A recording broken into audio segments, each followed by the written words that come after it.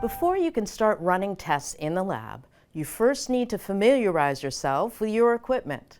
In this video, we'll introduce the basic equipment you'll be using when analyzing water and wastewater samples, and then we'll discuss some best practices in the lab.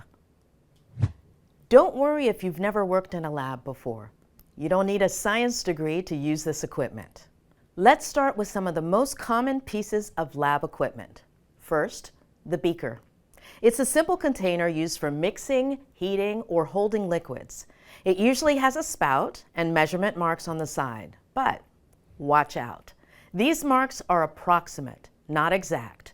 So remember, don't use beakers for measuring precise volumes. Then we have the graduated cylinder. This one gives you more accurate volume measurements than a beaker. You'll use it often when preparing samples. You'll also see pipettes, either manual or automatic. Pipettes help you transfer very small and precise amounts of liquid. That's useful for chemical reactions and titrations. But sometimes even more precision is required, especially when preparing standard solutions or dilutions. That's when volumetric pipettes and volumetric flasks come in. A volumetric pipette is designed to deliver one exact volume of liquid. For example, 10.0 milliliters. It has a single calibration mark and is used when accuracy is critical. A volumetric flask, on the other hand, is used to prepare a solution to a precise final volume, like 100.0 milliliters.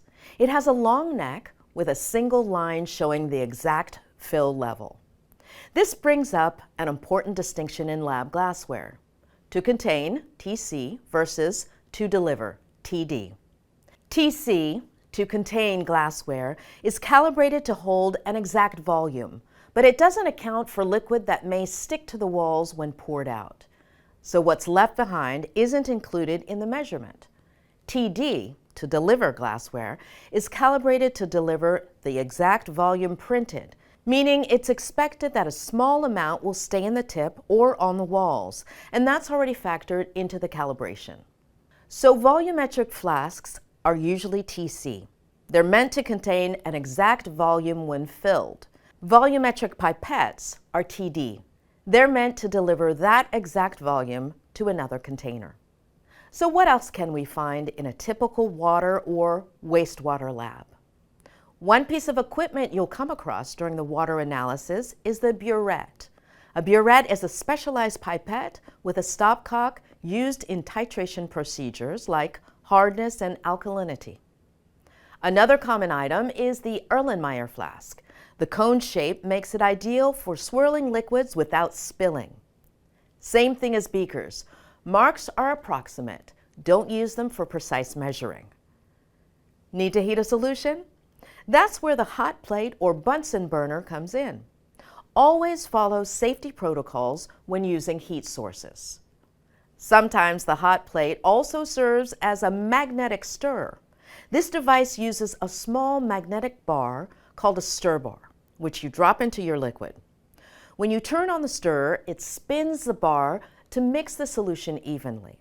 It's great for keeping chemicals or samples uniform without having to shake or swirl by hand, especially during long tests or when precision matters. Just remember to remove the stir bar when pouring or testing the liquid. You may also come across pH meters, conductivity meters, or calorimeters.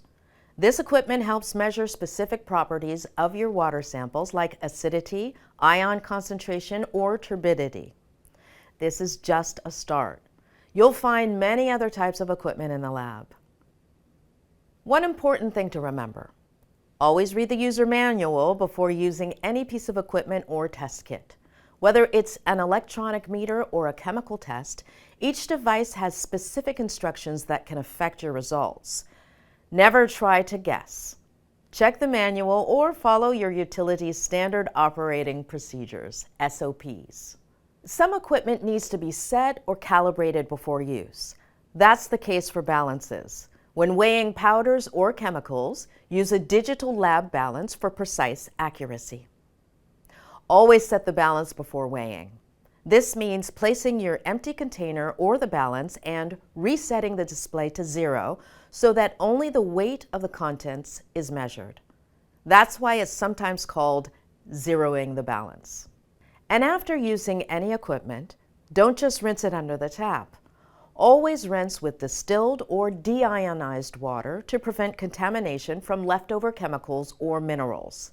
This is especially important when reusing glassware or plastic containers between tests. Every piece of equipment has its purpose, and learning how to use it properly makes your job easier and your results more reliable. Here is what you need to remember. There are many different pieces of equipment in a water or wastewater laboratory. If you don't know how to use them, refer to the user guidelines or your utility's standard operating procedures, SOPs. Don't forget to set or calibrate and rinse your equipment.